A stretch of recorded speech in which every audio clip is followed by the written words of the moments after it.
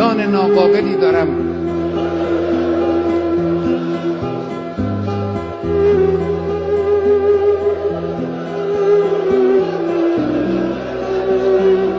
جسم ناقصی دارم.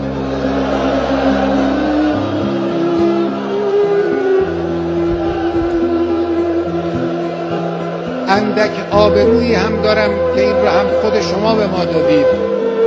همه اینها رو من کف دست گرفتم، در راه این انقلاب و در راه اسلام فدا خواهم کرد.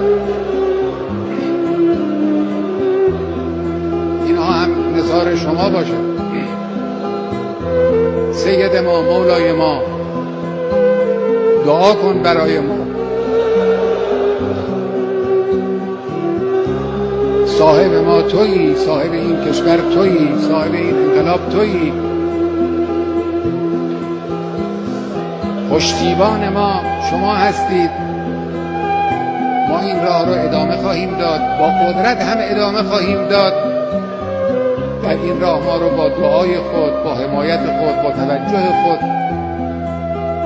پشتیبانی بفرما. بسم الله الرحمن الرحیم.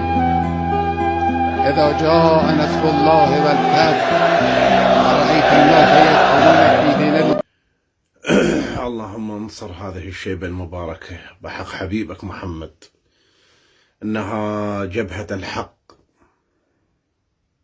أمام العالم الباطل. يا الله، عجبي على المشككين بهؤلاء جنود الله في الأرض.